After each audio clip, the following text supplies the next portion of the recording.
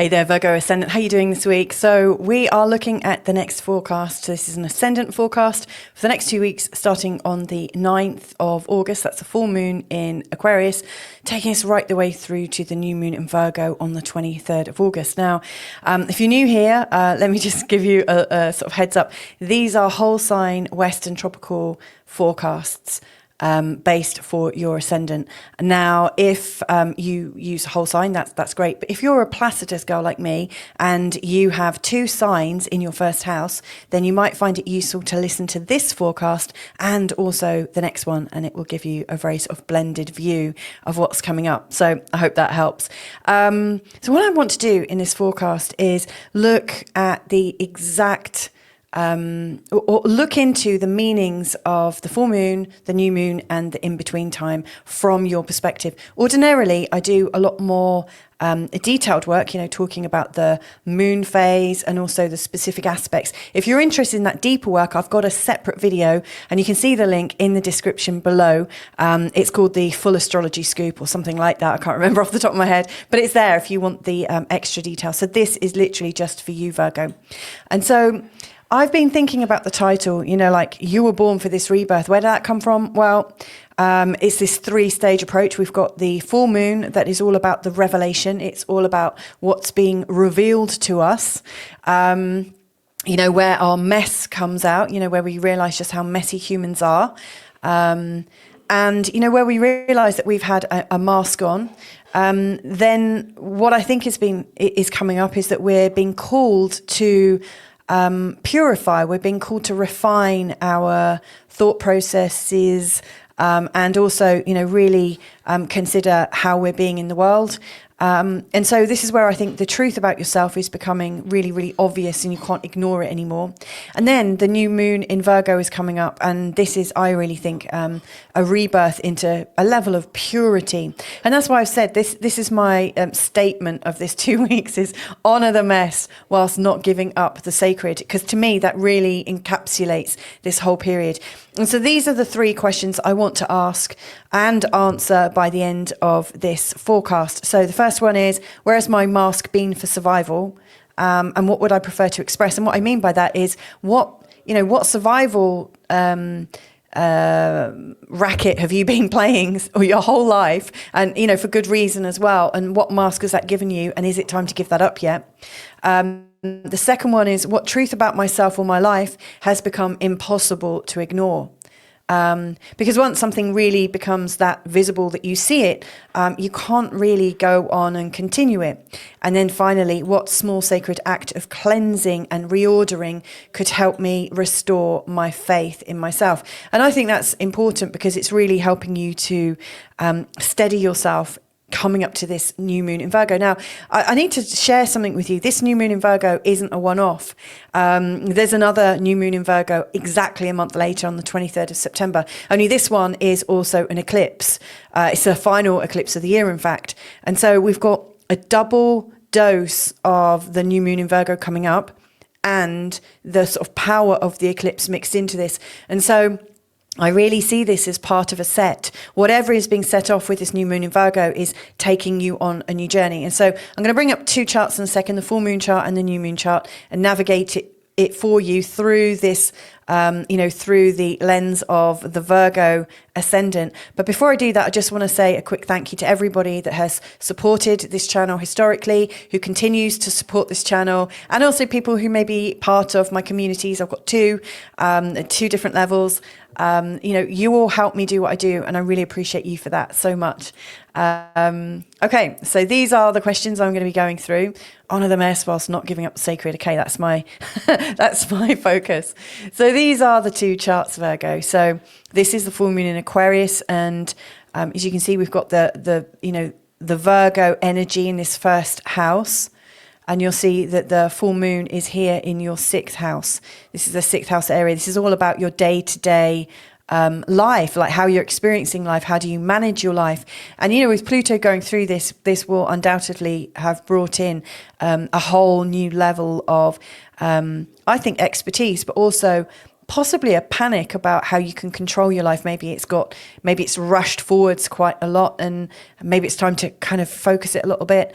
The sixth house is a very Virgoan energy. It's all about sort of managing things. It's like the office manager. It's like the mixing desk, where everything is coming in and you're mixing and blending and making sure everything works together. And so it is like the conscious brain. And it also represents our health as well. Now, in opposition, you've got the sun in the 12th. And this sixth house, if this is the conscious brain and the constant organization, it's more rational, then the 12th house really represents the unconscious brain, your instinctive mind, those old memories, all the different patterns that you've accumulated, old behaviors. It's a place where we go to rest. It's also a place where we try to uncover and unravel what's gone on in our journey, whereas this part of the chart is where we're raveling up our story. So I see this as a place of where we're writing a story, and this where we're letting it go. And so at the time of the full moon, I do think you're on the edge of that precipice, because it feels like there is a new story being written, and you can't have both at the same time, and it's time to let go of one. And maybe you don't want to create this new story. Maybe you're very happy in the one that you've already got. I don't know. But when we look at this new moon, which is where we're coming to, you'll see that the new moon is at 0 degrees in your sign, and then the following new moon is at 29 degrees. Now, there's also another thing that's quite special about this new moon that's coming up. It's also the active end of what's known as a yod. So a yod is this formation where you've got a sextile and two quincunxes. And where it's pointing to, which is exactly at this new moon, this is an area of very, very special focus. It's not necessarily an easy configuration, but it's a highly powerful. It's also known as the finger of fate or the finger of God. And so it is as if God is talking to you. It's as if life is talking to you, and it's directing this new moon, which is just so happens to be in this first house. This is all about your identity. This is about who you are. This is also about your body, how you feel in your body. How do you look? Does your persona that people see, we were talking about masks at the start, does the mask you have really represent the true you? And so there is, I think, an unmasking going on, definitely at the time of the full moon, when you've got this new story coming up, and one that you're trying to lose, or possibly feeling forced to lose, maybe. And then at the time of the new moon, it's like, okay, well, maybe I have ditched that. Maybe I'm moving on. And of course, the very following new moon is also going to be picking up this energy. It's like a double dose of identity curiosity, like you're curious about who you're becoming. And this is actually a time of emergence. It's like a re-emergence of who you are. So I love this. I think this is great. But I can imagine it could be quite uncomfortable, a bit like the emergence of a seed. It's burst full. It's got all of its potential in there, and this shoot comes up. It just comes through the earth. It doesn't know what it's going to encounter, but it does it anyway. And it must take an act. Obviously, I don't know. I'm not a plant, but I don't know, whether there is this act of courage. But for me, I think in human terms, when we are coming out of this kind of embryo state into this new beginning, I think it takes an act of courage, to stand in the new design, to really feel into that. So I don't know how you're feeling right now. This is pretty big stuff that you're working through. So in between this time, the full moon in Aquarius and the new moon in Virgo, here's a few things that I would like to point out, which hopefully will help you guide and ease your way through this whole process. So the first one, which I think is significant, is the fact that Mercury is retrograde at the time of the full moon, and a couple of days later on the 11th, it actually goes direct. Now, it's your ruling planet, and I just want to share something with you. I'm releasing a Mercury direct forecast. It's a tiny little thing, about 3 or 4 minutes, just to give you a little quick push forwards and really feel into the direction of what Mercury going direct means.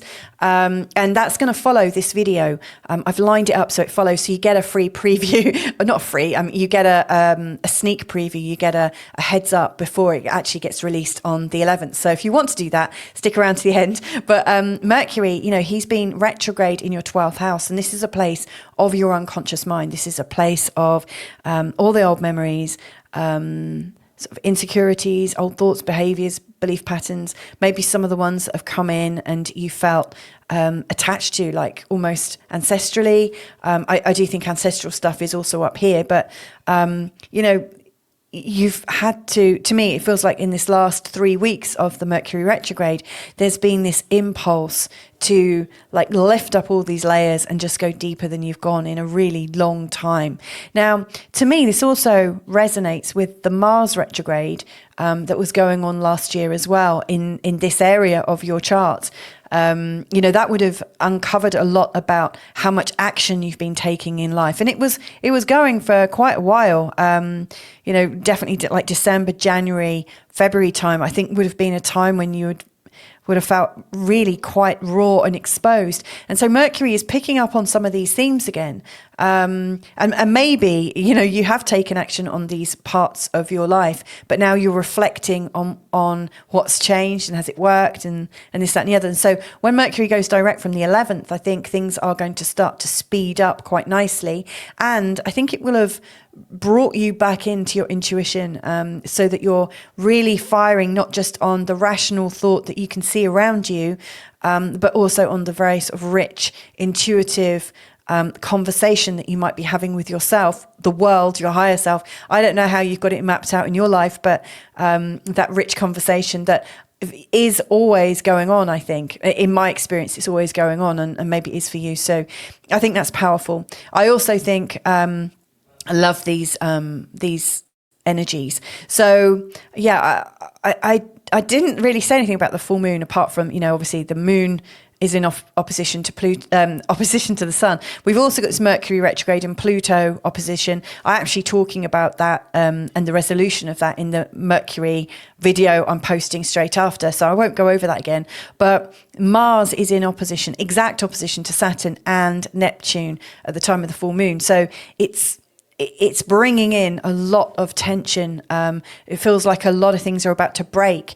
And Mars in the second house, and then Neptune and Saturn across the 8th. To me, there's something breaking about your value, how you value yourself, how you think other people are valuing you. And some of the difficulty psychologically in knowing that maybe you're failing some people's expectations, maybe knowing that other people are judging you. You're also judging them, by the way. But what does that mean for you? And how do you move beyond that? How can you stand in your own power and in your own value and your own self-worth and not take too much, not take things personally? It's quite an effort.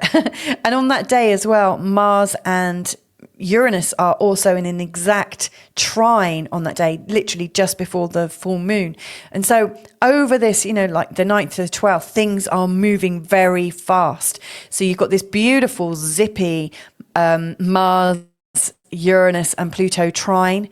These are all working your 2nd, your 6th and your 10th houses. These are all houses to do with the flow of productivity and where it might take you, how you might get rewarded, how you might earn money, how you might be seen more, a lot more visible. So I do think whatever you're deciding about yourself, wherever your masks are being discarded and left behind, I think it's going to really help you build up a much better profile for yourself in terms of your career. Exactly, the Saturn is exactly in a sextile with Uranus during this short space of time, and this is really powerful as well because this is really helping us move fast, change consciousness, shift. But shift with an element of, I think, discernment. Saturn is all about discernment. These two, Saturn and Uranus, they are the two rulers of Aquarius, which is where the full moon has come up. So I really do think that whatever is coming up for you around the full moon, come the 12th, things are moving quite quickly to make a change in your consciousness and how you're experiencing it. Now, Venus is also in a conjunction with Jupiter on the 12th. Now, I love this. I really love this. And it couldn't be in a better place for you. It's beautiful. You know, Venus and Jupiter are the two benefics. They're coming together in the sign of Cancer, which absolutely is nourishing and yummy. This is in the 11th house, which is about how you're experiencing your networks, your friendships, those kinds of dreams that you might be creating with other people, how you're collaborating or co-creating, you could say. It's also very much about the law of attraction. So, I mean, if you're a law of attraction fan, you know, around the 12th, things are going to be lit, you know, things are really moving beautifully. And they're both in this beautiful, I've said beautiful a few times there, in this beautiful trine to the North Node in the 7th. So to me, there's this sense of purpose with the people you're relating to over this 2-week period. It feels destined, it feels divine. And it feels very nourishing and supportive. And actually, you could do with some of that. It's been a while since you felt like that, nourished, like the North Node going through the 7th house. Boy, does it bring up some inquiry about your relationships. Are you in the right one? And so on and so forth. Now, as we're getting closer to the new moon, there's a couple of other things I want to point out. On the 15th, actually, and I've forgotten to mention it with all the other signs, but I've just remembered, Mercury and Mars, believe it or not, are about to make 2 sextiles to each other, 2 exact sextiles. And it's just because of Mercury's new trajectory and movement. And so there are 2 Mercury sextile Marses coming. I had to check it. I couldn't believe it myself. But it's a very, very strong energy on the 15th. And I think the other one is maybe the 18th, something like that. But to me, it's an indication of, you just the speed of things working at the moment. But Mercury is obviously your ruling planet, so let's pay some attention to it. So Mercury is really activated. So to me, this is your thoughts working with your actions. You're able to think something and then act on it. It doesn't get somehow delayed in subterfuge and self-sabotage. It actually starts moving in a great way. And that's fantastic because Mercury at this point is in this part of your dreams, your imagination, your unconscious mind. And Mars is in this place where you might work to make it manifest. So this is very helpful, like really helpful. And then the other thing that I find super helpful is the sun going into a trine with Chiron. So this is literally just before the new moon. On the 19th, a couple of days before, 4 days before, and the sun is just in the 12th house, which is very much kind of stirring up this sleepy, imaginative, unconscious sort of journey into yourself. It's not a particularly active time when the sun is there, but it's linking into this trine with Chiron in the 8th. To me, this is the strongest time for you to be psychically aware of anything that's held you back. Patterns get revealed, but also the sense that your healing is completed in some respect. Now, does that ever happen? I really don't know. I'm on my own journey here, but Chiron in this trine with the sun to me is indicating that something has settled satisfactorily. You know, that it's okay. Things are okay. You've lived to tell the tale. And I think this is important because it really sort of is happening as you're stepping into the time of the new moon.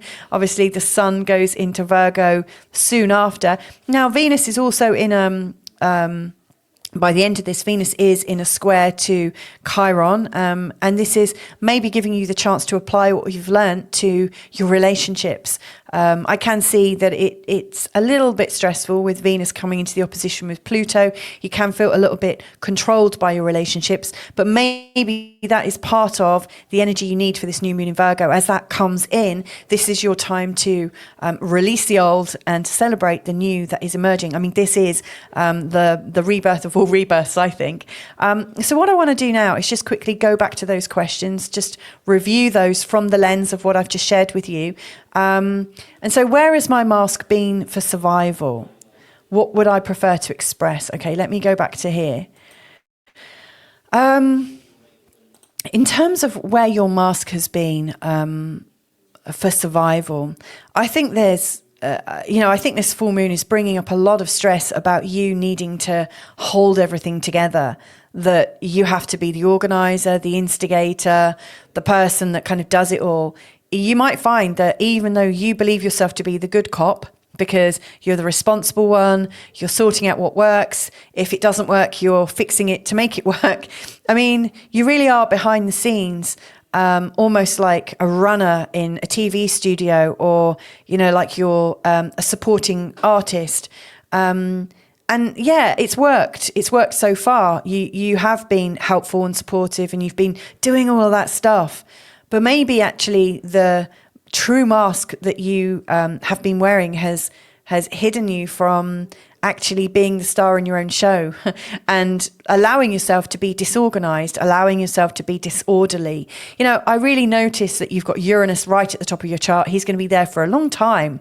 He's going to give you a chance to be awkward, be difficult, to be highly unreliable. Uranus in the 10th house is not a recipe necessarily for reliability. To me, you get so comfortable in your own freedom, your own liberty, that you realize what other people think is their business. It's not your business anymore. You can kind of blow something off if it's not for you. And sure, you can stick around to clear up the mess. You can say, do you know what? That's not going to suit me anymore. To be honest, the Uranus in the 10th might not bother with that. But to me, there's a new emergence coming forwards, and it's not with you being reliable and responsible for everybody else. That's the old you. The new you is, sure, I'll do it if it works for me, but I have to be put first. And so I think the new moon in your first house is giving you that sort of sense of power, that you're ready to step into self-care. That's what Virgo is about, ultimately, is caring and making things work. And you're turning the emphasis from being outward facing right back to you. So I think that's what's going on. What truth about myself has become impossible to ignore, and what would shift it? I think we might have even covered that already. But what I do notice, we've got this lovely sort of mystic rectangle, or these grand... these minor grand trines and a grand trine here. There's so many different, very exact constellations going on. And it's creating like this envelope effect. And you'll see that the envelope is very much pointing to the top, which is this Uranus. So I think what's become impossible to ignore is the fact that you've had enough, that you've done it. You've done it over and over. You've probably not got many thanks for it. You've been playing bad cop, or perceived as bad cop, even though you've probably been good cop. But to me, this now feels like you're ready actually to step into something more. And the reason why it's impossible to ignore anymore is because Uranus does have this kind of explosive energy, especially when he's working with Mars and also Pluto, and also working with Saturn to very much support his eruption. When I see it like this envelope shape, I see it almost like there's this volcanic energy that really wants to come through. And so what's impossible to ignore now is the fact that there's a big energy to reveal, like people have these reveal parties for their babies, or like baby showers. Like there's this whole sort of like energy of emergence, re-emergence. There's this volcanic energy that's coming up. And if you ignore it, it's going to hurt you. So I really think it feels like that.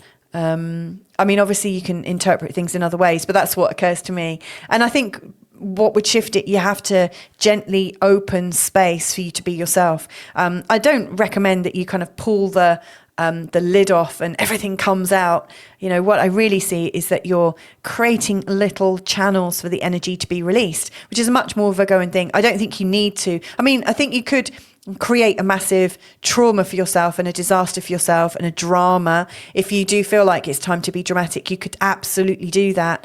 But I actually see a lot of grace and ease with you as well, Virgo. And I think you would much prefer to reveal things in a timely way. So I do think you need to open up a lot more and let your energy really come out. And this is like the birth, it is the rebirth. What small sacred act of cleansing and reordering could help me restore faith in myself? Well, I know you like practicalities. And so the first thing I would do, I think if I was in your shoes, is maybe get myself a haircut, or consider what I've got that I'm wearing that's old, what's not fitting properly. Just get rid of everything if you haven't already. I'm sure you already have, given that you've got a Virgo rising. But to me, it's pampering. Now, I don't think you need to recreate how you're looking, not just yet, but start the pruning, I guess. Immediately, around the time of the new moon, wouldn't it be great if, as this new moon comes in, you've already pruned yourself, you've already kind of let go of all that old stuff around you, so that you're really feeling into that rebirth. To me, that's a very simple, practical and easy way to create that clean slate. Because I think as you're doing it, you'll be realizing that the things you thought you were, you're not, because you've recycled it, you've got rid of it.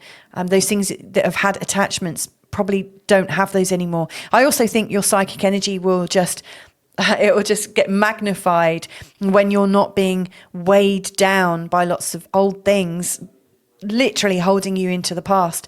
So I that's my advice. I mean, you might find journaling, like if you're a writer, I mean, obviously Mercury is a strong theme, talking it through, going for a walk, joining a book club, whatever, in the sort of community, like reading a book, for instance, and sharing that. I mean, it came up, I blurted it out, so let's share that. It obviously needed to come out.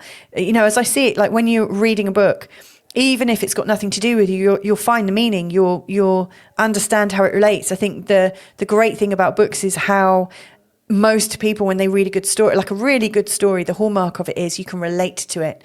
And so I think there is something to do with stories. You're letting go of this story, or recreating a story here, and letting one go. So this is a big passage of time. So I hope that's helpful for you. I really do. And like I said, this Mercury retrograde into direct is coming up straight after. But if this spoke to you, if you really like, the way I've done this forecast, I always do these forecasts as if I'm speaking to someone in real life, like I'm actually looking at, this is how I do it in consultation pretty much. So if this spoke to you, you might find that coming and joining my membership will be helpful. I do Monday to Friday forecasts, fortnightly forecasts as well about matters of love and also money. But if you'd like me to explore your chart with you, I can also do that. Just head to the links below, right below, and you can book a private session. But anyway, thanks for joining me today, and hopefully I'll see you next time. Lots of love.